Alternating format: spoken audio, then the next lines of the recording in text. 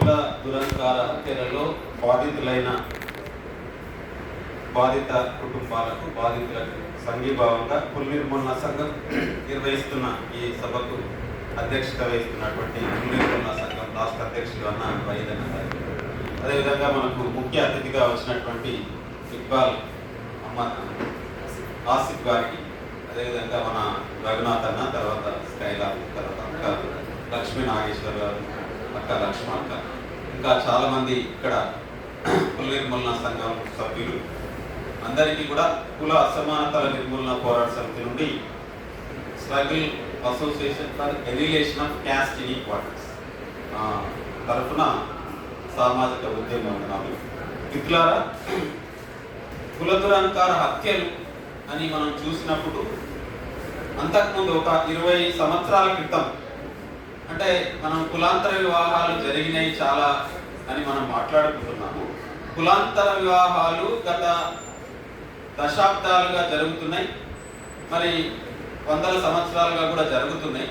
జరిగితే అప్పుడు హత్యలు కానీ తర్వాత ఈ మర్డర్స్ ఎందుకు జరగలేదు, మరి ఇప్పుడు హత్యలు ఎందుకు జరుగుతున్నాయి, దానికి కారణాలు ఏంటి అని మనం ఆలోచించాల్సిన, అంటే చాలా తేలికగా చూసినప్పుడు అవి కులాంతర వివాహాలే, ఇది కులాంతర వివాహాలే, మరి ఇప్పుడు ఎందుకు జరుగుతున్నాయి అనేటటువంటి దాన్ని కూడా మనం ఆలోచించాల్సిన లేదా కొంత అవగాహనలోకి తెచ్చుకోవాల్సినటువంటి విషయంగా మనం చూడాలి. ఇప్పుడు తెలంగాణను గాన తీసుకున్నట్లయితే అంతకుముందు నార్త్ ఇండియాలో ఈ కఫ్ పంచాయతీల పేరుతో అప్పుడప్పుడు ఒకటో అరా మనము పంచాయతీలు చేసి అక్కడ చంపేయడము, లేకపోతే పంచాయతీలు చేసి వాళ్ళను అణగదొక్కడము అనేది మనం విన్నాం. మరి తెలంగాణలో చూసినప్పుడు ప్రధానంగా 2016లో మంతన మధుకర్ నుండి వరుసగా పరంపరాగతంగా జరుగుతున్నాయి. ఎందుకు జరుగుతున్నాయి అని మనం చూసినప్పుడు ఈ కుల దురంకార హత్యలలో లేదా కులాంతర వివాహాలు చేసుకున్నటువంటి వాళ్ళలో ప్రధానంగా బాధితులు ఎవరు అని మనం ఆలోచించినప్పుడు దీంట్లో బాధితులు మహిళ ఎందుకు బాధితురాలైంది, మహిళ ఎందుకు టార్గెట్ అయింది అని మనం చూసినప్పుడు ఈ దేశంలో భూమి అనేది ఉత్పత్తికి కేంద్రమైనటువంటి భూమి, పంటలు, ఆహారము, మొత్తం సమాజ పురోభివృద్ధికి అవసరమైనటువంటి భూమి కోసం ఒక చిన్న 10 గజాల భూమి లేదా ఒక గెట్టు దగ్గర పంచాయతీ అయితే చంపేస్తారు. అంటే భూమి కోసం పోరాటం మొత్తం నెత్తురింపుతున్నారు, మొత్తం తరతరాలుగా, వేల సంవత్సరాలుగా. అట్లనే మహిళ మీద ఎందుకు కులాంతర వివాహం చేసుకున్నటువంటి మహిళను ఎందుకు టార్గెట్ చేస్తున్నారంటే మహిళ కూడా ప్రత్యుత్పత్తి వ్యవస్థకు, ఈ మానవ సమాజ ఉత్పత్తికి మూల కేంద్రము కాబట్టి ఆ మూల కేంద్రాన్ని కంట్రోల్ చేయాలి, తమ ఆధీనంలో పెట్టుకోవాలి. ఆధీనంలో పెట్టుకున్నప్పుడు ఆ సంపద కానీ ఆ భూమి కానీ ఆ మొత్తం అంతా కూడా తమ ఆధీనంలో ఉంటుంది, తమ కులాధీనంలో ఉంటుంది. ఆ కులాధీనంలో ఉండడానికే స్త్రీ మీద కంట్రోల్ అనేది, కట్టుబాట్లు అనేది, సాంప్రదాయం అనేది, కుల వ్యవస్థ అనేది రాజకీయ వ్యవస్థ. కుల వ్యవస్థ అనేది నథింగ్ బట్ సాంప్రదాయము, కట్టుబాట్లు కాదు, అది ఒక రాజకీయ వ్యవస్థ. కుల వ్యవస్థ ద్వారానే రాజకీయ అధికారం, కుల వ్యవస్థ ద్వారానే భూమి మీద అధికారం, కుల వ్యవస్థ ద్వారానే సంపద మీద అధికారం, కుల వ్యవస్థ ద్వారానే మహిళ మీద అధికారం. కాబట్టి మహిళను కంట్రోల్ చేయడం ద్వారా ఈరోజు ఆ భూమినంతా కూడా, ఎందుకు ఈరోజు మాదిగలు డక్కలి వాళ్ళని చేసుకుంటే దాడి జరుగుతున్నది అంటే డక్కలి వాళ్ళకు ఆ సంపద ఎగరా. తర్వాత మాదిగల మధ్య వివాహం జరిగిన ఎందుకు అంటే మాలల దగ్గరనే ఆ సంపద ఉండాలి. అంటే ఈరోజు ఎందుకు వివాహాలు ఆకులలో జరగడానికి మనకు ఎండోగామి ఎందుకు వచ్చింది అని చూసినప్పుడు మన చరిత్రను గాన తీసుకున్నట్లయితే ఎప్పుడైతే తన వారసులను ఎన్నుకోవడం అనే సందర్భంలోనే, వారసత్వాన్ని ఇచ్చే సందర్భంలోనే, వారసత్వ సంపదను ఇచ్చే సందర్భంలోనే ఆ కుల కట్టుబాట్లు లేదా కులంలోనే పెళ్లి అనేది అందుకోసం వచ్చింది. దానికోసమే ఈరోజు భూమి కోసం జరిగినటువంటి పోరాటం ఎంత ఇంపార్టెంటో, కులాంతర వివాహాల కోసం జరుగుతున్నటువంటి పోరాటం కూడా, కుల దురంకార హత్యలకు వ్యతిరేకంగా జరుగుతున్నటువంటి పోరాటం కూడా భూమి వ్యతిరేక పోరాటము, రాజ్య వ్యతిరేక పోరాటం అంత బలీయమైనది అనేటటువంటి విషయాన్ని కమ్యూనిస్టు సంఘాలు కానీ, ప్రజా సంఘాలు కానీ, మేధావులు కానీ, బుద్ధిజీవులు కానీ, ప్రగతిశీలవాదులు కానీ గుర్తించలేదు. అందుకే నేను వ్యక్తిగతంగా ఎవరిని విమర్శించడానికి కాదు, కానీ ఈరోజు కమ్యూనిస్టులు 100 సంవత్సరాలుగా ఈ దేశంలో పోరాటాల్లో ఉన్నారు. అట్లే ఈరోజు ఆధిపత్య అంటే మతాధిపత్యము, కులాధిపత్యము, రాజ్యాధిపత్యము, అధికారం చెలాయిస్తున్నటువంటి కమ్యూనల్ శక్తులు కూడా ఈరోజు అధికారం 100 సంవత్సరాల క్రితం ఎంటర్ అయ్యి ఈరోజు అధికారంలో ఉన్నారు. మరి వాళ్ళు ఈరోజు కులాన్ని తమ కంట్రోల్లో పెట్టుకొని, మతాన్ని తమ కంట్రోల్లో పెట్టుకొని అధికారంలోకి వచ్చి ఈరోజు బీజేపీ అధికారంలోకి వచ్చిన తర్వాత ఎంత దుర్మార్గంగా ఈ కుల దురంకార హత్యలు జరుగుతున్నాయనే విషయాన్ని మనం చూడొచ్చు. మరి బీఆర్ఎస్ హయాంలో విపరీతంగా 10 సంఘటనలు. ఇప్పుడు అమృత ప్రణయ్ అంటే ఈ మహిళ బాధితురాలు అవుతున్నది కాబట్టి ఈ కుల దురంకార హత్యలు తెలంగాణలో ఎందుకు ఫేమ్ లోకి వచ్చాయి మనం ఆలోచించినప్పుడు, మహిళ మైనర్ కావడము, లేదా మహిళ కుటుంబ ఆధీనంలో ఉండడము, లేదా వాయిస్ ఇవ్వలేకపోవడం, అంటే తన భర్తను ప్రేమించినటువంటి యువకుడిని హత్య చేశారని వాయిస్ బాధితురాలుగా వచ్చి మాట్లాడలేనటువంటి స్థితి మొన్నటి వరకు జరిగింది. ఈ రాష్ట్రంలో లేదా ఈ దేశంలో మనకు గుర్తున్నంత వరకు మొట్టమొదటిసారిగా కారంచేడు సంఘటన ఎట్లయితే దేశంలో ఆంధ్రలో ఎట్లయితే దేశవ్యాప్తంగా కులం వ్యవస్థీకృతమై కుల వ్యవస్థ అని మనం ఎట్లా తెలియజేసిందో, కుల దురంకార హత్యలకు సంబంధించి కూడా తెలంగాణలో జరిగినటువంటి ప్రణయ్ అమృత విషయంలో అమృత మొట్టమొదటిసారిగా వచ్చి మొత్తం ప్రపంచం ముందు తన భర్తకు లేదా ప్రేమించిన యువకునికి లేదా తన మామ వైపు లేకపోతే అటువైపు నిలబడింది, మొట్టమొదటిసారిగా నిలబడింది దేశంలో. అందుకే లక్షలాది మంది కదిలారు. కాబట్టి మొట్టమొదటి మహిళగా, అంటే అంతవరకు మహిళలు వచ్చి మాట్లాడలేదా అని మనం అనుకున్నప్పుడు అది వ్యవస్థాగతంగా ఒక సంస్థను, ఒక రాజ్యాన్ని, తర్వాత మొత్తం వ్యవస్థలను టార్గెట్ చేస్తూ ఈరోజు అమృత నిలబడిన తర్వాతనే దేశంలో కుల దురంకార హత్యలకు సంబంధించిన ఒక వెలుగు అనేది మనకు వచ్చింది. మనకు ఇంతకుముందే అవంతి విషయంలో చాలా ఇంతకుముందు మేడం మాట్లాడారు. మేడం పేరు నాకు తెలియదు కానీ, అంటే వర్గానికి సంబంధించిన ఆర్థికమే అని ప్రధానమని, ఆర్థికంగా ఇక్కడ అవంతి రెడ్డి కులానికి సంబంధించిన అమ్మాయి. మరి హేమంత్ అగ్రవర్ణం, కోమటి వైశ్య, అంటే అగ్రవర్ణాలు తరతరాలుగా వేల సంవత్సరాలుగా వారి సంపదలో కానీ, గౌరవంలో కానీ, స్థాయిలో కానీ, ఆధిపత్యంలో కానీ అగ్రవర్ణాలు. మరి అగ్రవర్ణాలైన రెడ్డి కులానికి సంబంధించినటువంటి అవంతిని తీసుకోలేక ఎందుకు హత్య జరిగింది అని మనం ఆలోచించాల్సినటువంటి, అంటే ఏదైనా అంటే ఈ రోజు రెడ్డి కులం అంటే సూత్ర అగ్రకులము ఈ రాష్ట్రంలో లేదా అన్ని రాష్ట్రాలలో కమ్మ గాని, కాపు గాని, చౌదరి గాని, రెడ్డి గాని ఈరోజు ఆధిపత్య వ్యవస్థలో, అధికార వ్యవస్థలో ఈరోజు భాగమై మొత్తం సంపదకు, భూమికి కేంద్రంగా ఉన్నటువంటి సందర్భంలో తమ ఆధీనంలో అంటే కింది కులం నుంచి లేదా ఇతర కులాల నుంచి, అందుకే మనం భూసా గారు చాలా క్లియర్ గా అంటే ఒకే కులంలో జరిగినా కూడా తల్లిదండ్రులే తమ కూతుర్లను సజీవ దానం పిండి అనురాధాన్ని మంచిర్యాలలో ఆమె బీసీ యాదవ్ కులానికి సంబంధించినటువంటి, మరి బీసీ పద్మశాలి కులానికి సంబంధించిన అబ్బాయిని ప్రేమించి పెళ్లి చేసుకున్నదని వాళ్ళు ఎక్కడో సిటీలో బతుకుతూ ఏదో చుట్టం చూపుగా వాళ్ళ బంధువులను చూడడానికి వస్తే వాళ్ళ తల్లిదండ్రులు పిండి అనురాధను ఊర్లో ఆ పద్మశాలి అబ్బాయి ఇంటి దగ్గర నుంచి తీసుకెళ్లి అందరు చూస్తుండగానే కట్టెలతో కొట్టుకుంటూ వెళ్ళి మరి వాగులో చితి పేర్చి సతి కొట్టి అడ్డం పడ్డ తర్వాత సజీవదానం చేశారు. తర్వాత నిజామాబాద్ లో రోజా సాయి కుమార్ అనే దళితుని అంటే మాదిగను ప్రేమించిందని చెప్పి కాపు కులం వాళ్ళ తల్లిదండ్రులే తీసుకెళ్లి అడవిలో అత్యాచారం చేయించారనేటటువంటి ఆరోపణ కూడా వచ్చింది. అట్లా కాకుండా పెట్రోల్ కిరోసిన్ పోసి హత్య చేసినటువంటి సందర్భం. అంటే సొంత తల్లిదండ్రులే తమ కన్న కూతుర్లను అల్లారు ముద్దుగా పెంచినటువంటి కూతురును చంపుతున్నారంటే ఇది కుల ఉన్మాదము, కుల దురాచారము అనేటటువంటి కుల దురంకారము అని భూసా గారు దీనికి టైటిల్ చేయడం.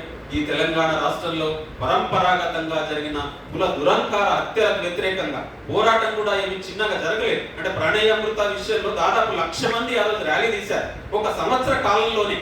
అది సెప్టెంబర్ 14 జరిగితే మళ్ళీ మార్చి 8 తారీఖు రోజే మరి మారుతిరావు కేవలం ఒక సంవత్సరం నిండక ముందే ఈ ప్రతిఘటన పోరాటానికి లేదా ఇక్కడ జరిగినటువంటి నిరసన ప్రతిఘటన వచ్చినటువంటి విమర్శకు తట్టుకోలేక ఎస్సీ ఎస్టీ కోర్టులో నిలబడలేక ఆయన స్వయంగా ఇక్కడ వైశ్య హాస్టల్లో వచ్చి ఆత్మహత్య చేసుకున్నా. అంటే ఆ రోజు మేము ప్రెస్ మీట్ పెట్టడం, భూసా గారు పెట్టడం జరిగింది. కుల దురాంకార తాపం అంటే నేను ఏమీ నిలబెట్టుకోలేకపోయాను, నా కులాన్ని నిలబెట్టుకోలేకపోయాను, నా పరపతిని నిలబెట్టుకోలేకపోయాను, నా స్థాయిని నిలబెట్టుకోలేకపోయాను అని చెప్పి మారుతిరావు ఆ రోజు ఆత్మహత్య చేసుకున్నటువంటి సంఘటన కూడా మనం అంటే మొత్తం అంతర్జాతీయ జాతీయ వైశ్య సంఘాలన్నీ ప్రభుత్వము దగ్గరుండి ఉన్నా కూడా పోరాటం ఆ రోజు అక్కడ ఉండి ఒక ప్రకటన చేస్తే, ఇప్పుడు రంగనాథ్ గారు అక్కడ నల్గొండ ఎస్పీగా ఉన్నాడు, అమృతను తరలించడానికి, స్టేట్ హోమ్కు తరలించడానికి, బాధితుల నుండి విడదీయడానికి సీరియస్ గా ప్రయత్నం చేసినప్పుడు మేము కుల నిర్మూలన పోరాట సమితిగా అక్కడ వెళ్ళి ఆ రోజు ప్రెస్ మీట్ లో ఎస్పీ గారిని టార్గెట్ చేస్తూ మీరు కుట్ర చేస్తున్నారని చెప్తే ఆయన రాత్రి వరకు అక్కడ ఉంటే ఆ బాధిత కుటుంబంతో పోయి మాట్లాడడం జరిగింది. మాట్లాడితే అన్న మీరు ఇప్పుడు వచ్చిండ్రు, మీరు సంఘం అంటున్నారు లేకపోతే ఏమేమో అంటున్నారు, కానీ 24 hours నిన్న మా ప్రణయ్ శివం దగ్గర మేము నలుగురమే, మా భార్య, నేను, మా పిల్లలు నలుగురమే ఉన్నాము, బిక్కుమనే ఉన్నాము, మమ్మల్ని కూడా ఎక్కడ చంపుతారో అనే భయంలో ఉన్నాము. మరి ఈరోజు అమృత మా దగ్గరకు వస్తే మా పరిస్థితి ఏం కాదు. మారుతిరావు ఈరోజు ప్రభుత్వం ఉంది, తన దగ్గర పోలీసు ఉంది, తన దగ్గర అన్ని అంగులు ఆర్భాటాలు ఉన్నాయి, మమ్మల్ని బతకనియడని చెప్తే మీతో పాటు మీ వదులు మేమే, వాళ్ళు వస్తే ఉంటామని చెప్పి ఆ 24 hours ఆ శివం దగ్గరనే ఉంటే వాళ్ళు అన్నది నిజమే. ఆ రోజు రాత్రి చూస్తే అక్కడ ఎవరు లేరు, మేము 4 కార్యకర్తలుగా మేమున్నాం. తర్వాత అక్కడ కొంతమంది వచ్చారు, వాళ్ళు బిక్కుమంటూ భయపడుతున్నటువంటి సందర్భంలో మొట్టమొదటిగా ఒక 5-6 నెలలు చాలా సీరియస్ గా జరిగితే అప్పుడున్నటువంటి డీజీపీ మహేందర్ రెడ్డి మేము ఎప్పుడైతే ప్రెస్ మీట్ పెట్టిన దానికి కౌంటర్ గా ఈరోజు ప్రెస్ మీట్ పెట్టే దానికి సమాధానంగా మహేందర్ రెడ్డి మాట్లాడేవారు. ఎందుకు మాట్లాడిండని మనం ఆలోచించినప్పుడు రాష్ట్రంలో మొత్తం ఆ రోజు అన్ని జిల్లాలలో ఉన్నటువంటి అమ్మాయిలు, యువతి యువకులు అందరూ కూడా మా జిల్లాలో రండి, మా జిల్లాకు రండి అనేటటువంటి పరిస్థితి ఉండే. మరి దానిని అయితే ప్రజలు చాలా అవకాశాలు పోరాడడానికి, ఎదిరించడానికి, ప్రతిఘటించడానికి, సంఘటితం కావడానికి చాలా ఆయా మూల మలుపుల్లో మైల్ స్టోన్స్ లాగా ఆయా అవకాశాలు మనకి ఇస్తారు. కానీ పోరాడే సంఘాలుగా, వ్యక్తులుగా, మేధావులుగా లేదా సంస్థలుగా, ఉద్యమ సంస్థలుగా ఆ ప్రజలను, తర్వాత ఆ పునాది అంశాన్ని మనం అర్థం చేసుకుని దాన్ని ముందుకు తీసుకుపోవడంలో ఫెయిల్ కావడం వల్లనే ఈరోజు తెలంగాణలో చాలా నిజ నిర్ధారణలు జరగడము, పోరాటాలు జరగడము, ధర్నాలు అన్ని చేస్తున్నాము. ఆ సందర్భంలో స్టేట్ మషినరీ మొత్తం, పోలీసు మొత్తం కూడా నిందితుల వైపే ఉంటున్నది. యంత్రాంగం, జిల్లా కలెక్టర్ కానీ లేకపోతే ముఖ్యమంత్రి కానీ అందరూ కూడా మొత్తము నిందితుల వైపే ఉంటున్నటువంటి పరిస్థితి. ఒక విధంగా చెప్పాలంటే రాజ్య హత్యలు ఇంతకుముందే రఘునాథ్ అన్న చెప్పాడు. కాబట్టి ఇటువంటి స్థితిలో మనం చేయాల్సినటువంటి ఇది ఏందని అనుకున్నప్పుడు అవునన్నా కాదన్నా ఈరోజు మహిళ టార్గెట్ అవుతున్నది కుల దురంకార హత్యలో. అవునన్నా కాదన్నా ఈరోజు దళితులు, ప్రధానంగా దళిత మహిళలు టార్గెట్ అవుతున్నారు. మరి దళిత మహిళలు టార్గెట్ అయినప్పుడు ఈ దేశంలో కారుచెడు తర్వాత జరిగినటువంటి దళిత మహోద్యమం ఆంధ్రప్రదేశ్ నుండే మొదలై ఈరోజు ఎస్సీ ఎస్టీ లాంటి యాక్టును 1989 ఎస్సీ ఎస్టీ అత్యాచారాల నిరోధక చట్టాన్ని సాధించడం ద్వారా ఆ మహిళలకు కొంత రక్షణ దొరుకుతున్నది. అదే బీసీ మహిళలైనా, అదే అగ్రకుల మహిళలైనా, అదే ఇతర మహిళలకు కనీసమైనటువంటి రక్షణ కానీ, పరిహారం కానీ, మద్దతు కానీ, సంఘీభావం కానీ ఈ స్టేట్ మషినరీ నుంచి మన శక్తి సరిపోవడం లేదు. వాళ్ళ పోలీస్ స్టేషన్లో ఎర్ర రాజశేఖర్ విషయము అక్కడ దళితుడు కాబట్టి, ప్రణయ్ అమృత విషయంలో ప్రణయ్ దళితుడు కాబట్టి, లేదా జనగాంలో సుశ్రుత దేవర్స్ అసలు పోరాటం కూడా ఈ తెలంగాణలో మనకు చుండూరులో ఎట్లయితే నడి ఊరులో దళితుల శవాలను 8 శవాలను పాతారో ఈ తెలంగాణ రాష్ట్రంలో కూడా సుశ్రుత దేవర్స్ పాలకుర్తి మండలము జనగామ జిల్లా గూడూరులో అంతకు ఇంటి ముందర తల్లి ఆమె కోమల తన బిడ్డ తర్వాత చిన్న బాబును సజీవ దానం చేసి బూడిద కూడా ఆనవాళ్ళు లేకుండా వాళ్ళు అక్కడ జనగామ అక్కడైతే ఈ గట్కేసరిలో కాల్చి బూడిద వేస్తే సొంత కట్టుకున్న భర్త చేస్తే ఆ బూడిద బొక్కలను తీసుకెళ్లి అంతకు ఇంటి ముందర సమాధి కట్టి అక్కడనే కూర్చుని పోరాటం చేసింది. అట్లా 6 నెలలు పోరాటం చేస్తే అక్కడ ప్రధాన నిందితుడైనటువంటి పుల్లయ్య మీద కనీసం ఎఫ్ఐఆర్ చేయకపోతే ఆ పార్లమెంటు ఎన్నికల సందర్భంగా మూసా గారు మేమంతా కలిసి ఒక 3 నెలలు 100 గ్రామాలు పోరాటం చేసి ఎఫ్ఐఆర్ చేయించడం, మొట్టమొదటగా తెలంగాణ రాష్ట్రంలో పబ్లిక్ ప్రాసిక్యూటర్ను నియమించడం, దానికి ఈరోజు న్యాయ పోరాటంలో కూడా గెలిచి ఆయనకు శిక్ష పడి ఏ సంఘటన జరిగినప్పటి నుంచి ఇప్పటి వరకు కూడా ఆయన బయటికి రాకుండా జైల్లోనే ఉన్నాడు మొత్తం రమేష్ అనేట.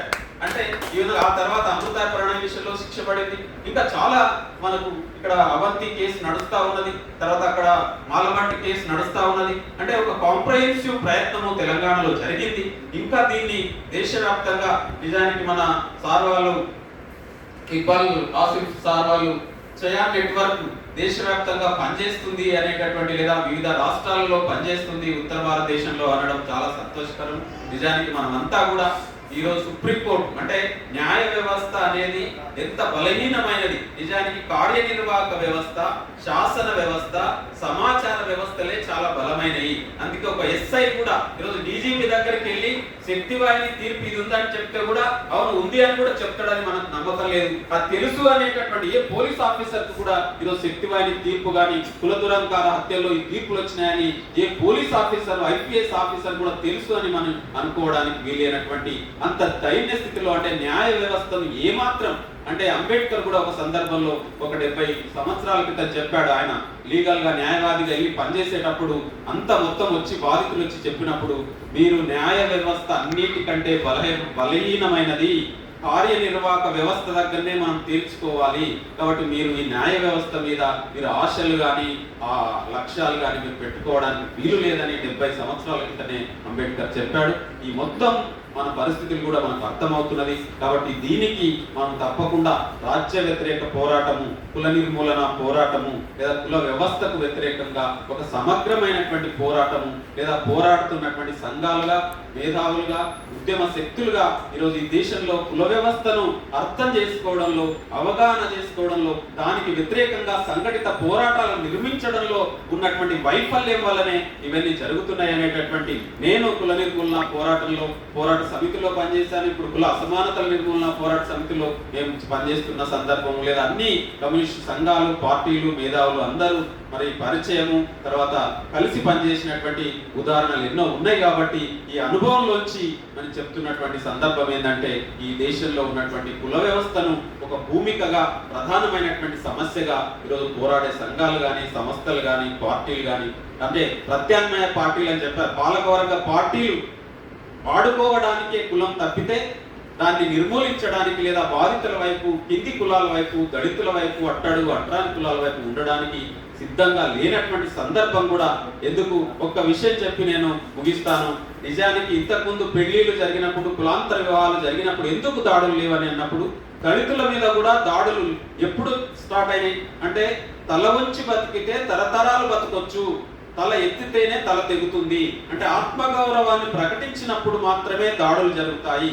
ఇక్కడ కూడా కింది కులాల నుంచి పై కులాల ఇప్పుడు చూడండి, కింది కులంలో రెడ్డి ఉన్నా కూడా కింద మాదిగా రెడ్డి పెళ్లి చేసుకున్నటువంటి, కోమటి రెడ్డి పెళ్లి చేసుకున్నటువంటి లేదా అంటే కింది కులం నుంచి బీసీల నుంచి రెడ్లు అంటే ఎంత పైన ఉన్నా కూడా బ్రాహ్మణులను కూడా పెళ్లి చేసుకునే కింది కులంలో అట్టడుగులు అణిచివేయబడినటువంటి కులానికి సంబంధించిన మహిళ ఈరోజు ఆత్మగౌరవంతో ఒక ప్రతిఘటనతో, నిరసనతో కుల వ్యవస్థను ధిక్కరించి పైన ఉన్నటువంటి పురుషుణ్ణి, అది కూడా ఆధిపత్యంలో ఉన్నటువంటి పురుషుణ్ణి పెళ్లి చేసుకుంటుంది అంటే అది ఆత్మగౌరవము, అస్తిత్వం మీద దాడి. కాబట్టి దాడి అప్పుడు స్టార్ట్ అవుతుంది. కాబట్టి ఈ తెలంగాణలో కూడా ఎందుకు 14 తర్వాత దాడులు జరిగి అంటే తెలంగాణ పోరాటంలో యువకులు కానీ, యువతులు కానీ లేదా చదువుకున్నటువంటి వాళ్ళంతా కూడా ఆత్మగౌరవాన్ని ప్రశ్నించే అంటే ఇంజనీరింగ్ కాలేజీలు, డిగ్రీ కాలేజీలలో అందరూ కలిసి చదువుకుని మీ కులాలను పట్టించుకోకుండా కుల వ్యవస్థ వ్యతిరేకంగా నిలబడేటటువంటి స్థితి, ఆత్మగౌరవం అనేది వాళ్ళలో వచ్చింది. కాబట్టి అంతకుముందు ఎందుకు జరగలేదు అని మనం ఆలోచించినప్పుడు